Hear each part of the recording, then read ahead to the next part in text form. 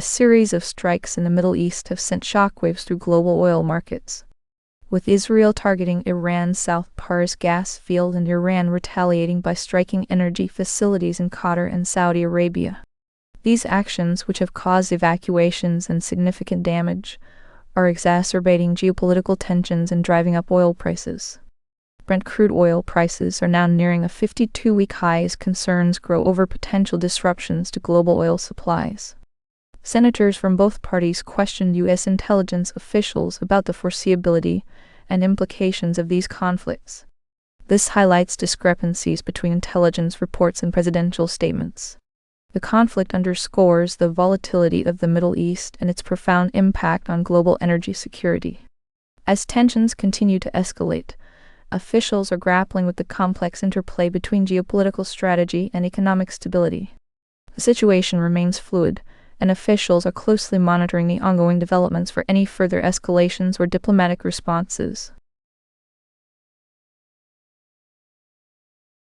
Senator Markwayne Mullin faced a tense confirmation hearing on March 18, 2026, for the role of Secretary of Homeland Security.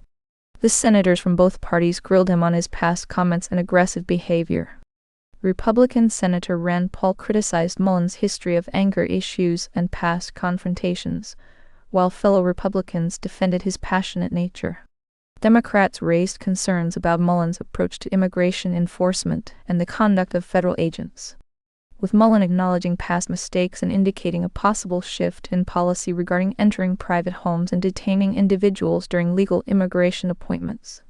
During the hearing, Senator Rand Paul questioned Mullin's fitness for the role, citing past incidents where Mullin referred to him as a freaking snake and was involved in a near fistfight. Mullin admitted to his past actions but defended his passionate nature, saying it stems from a place of loyalty and conviction. Other Republicans rallied behind Mullin, arguing that his aggressive stance reflects a strong sense of duty and commitment to his principles. Democrats, however, focused on specific policy areas, particularly the aggressive tactics employed by federal agents under Mullin's previous oversight. Senators like Gary Peters highlighted past incidents where federal agents entered private homes during legal immigration appointments and questioned Mullin's approach to future enforcement practices. Mullin responded by suggesting a higher bar for entering private homes or detaining individuals during legal immigration processes. This indicates a potential shift in policy. The hearing concluded with a surprise revelation when Mullin disclosed a classified overseas trip as a member of the House, pledging to provide further details in a secure setting. Despite the criticism and potential hurdles, the committee is expected to vote on Mullin's confirmation tomorrow. The outcome of this confirmation hearing could have significant implications for the future direction of the Department of Homeland Security's policies and public perception of its leadership. Cuba is facing a worsening economic and energy crisis, with widespread power outages and fuel shortages impacting millions of residents. This week marks the third major power grid failure since December, leaving much of Havana in darkness. Meanwhile, President Donald Trump has signaled potential action against the Cuban leadership, adding to the political tensions. The crisis in Cuba extends beyond its borders, with 2 Russian tankers carrying crude oil en route to the island. This highlights international solidarity in the face of U.S. sanctions.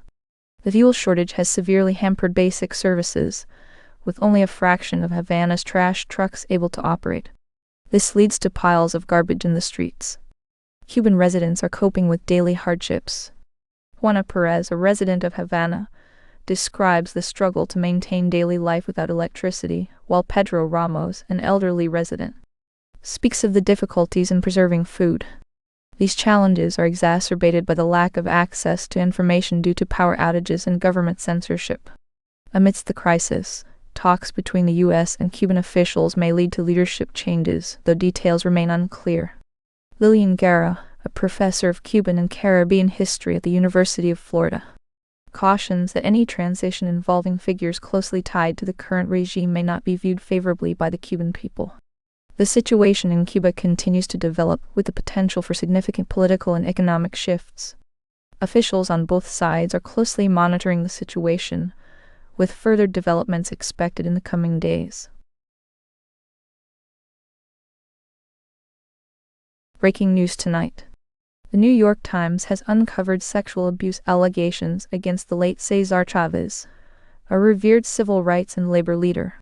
The investigation reveals that Chavez, who led the United Farm Workers Union, is accused of raping Dolores Huerta and sexually abusing 2 minors during his leadership in the 1960s and 1970s.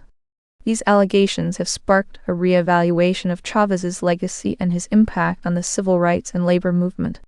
In her statement, Dolores Huerta, who herself was raped by Chavez, expressed deep regret for staying silent for so long. Believing that exposing the truth would harm the farm worker movement she dedicated her life to. Huerta said she was impregnated by Chavez and that her children were raised by other families. The 2 minor women who came forward to the Times detailed years of abuse and spoke of the lasting emotional trauma it caused. This includes depression and panic attacks. In response to these allegations, several cities and organizations have canceled upcoming events tied to Cesar Chavez Day. The Chavez family issued a statement expressing devastation and wishing peace and healing for the survivors who came forward. Historian Miriam Paul, author of The Crusades of Cesar Chavez, notes that while Chavez's legacy as a historic figure remains significant, these new revelations add a complex dimension to his reputation. The situation is still developing, and the impact on the ongoing civil rights and labor efforts remains to be seen. Leaders of 5 southern European nations have issued a joint plea to the European Commission, warning of an imminent environmental disaster from a drifting Russian tanker in the Mediterranean Sea. The tanker, part of Russia's so-called Shadow Fleet, was damaged in a suspected sea drone attack and now carries liquefied natural gas without a crew. The Arctic metagas, damaged near Maltese waters, is carrying a hazardous payload that poses significant safety and environmental risks. Maltese officials have imposed a 7-kilometer, 4.3-mile no-approach zone around the vessel, citing the risk of explosion. The leaders of Italy, Spain, Malta, Greece, Cyprus are urging the European Union to activate its civil protection mechanism to mobilize resources quickly and address the urgent situation.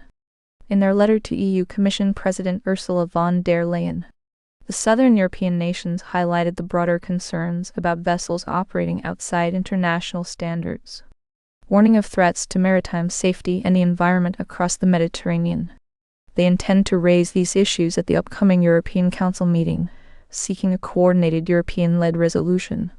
The situation remains fluid, with officials working to find a swift and effective response to mitigate the risks posed by the drifting tanker. Venezuela's acting president, Delcy Rodriguez, has appointed General Gustavo González López as the new defense minister, replacing longtime Maduro loyalist Vladimir Pedrino López. The change took effect immediately on March 15, 2026. More than 2 months after Rodriguez assumed leadership following the U.S. military operation that captured former President Nicolás Maduro. González López, who has an extensive background in intelligence, brings a fresh perspective to the defense ministry. His appointment is seen as a significant shift in military leadership. This signals a potential move away from the influence of the Maduro regime. Pedrino López was thanked for his loyalty but is expected to transition into another role within the government. Since Maduro's capture, Venezuela has been in a period of political and military reconfiguration. The appointment of González López as defense minister is the latest in a series of strategic changes aimed at stabilizing the country and reshaping its relationship with the international community.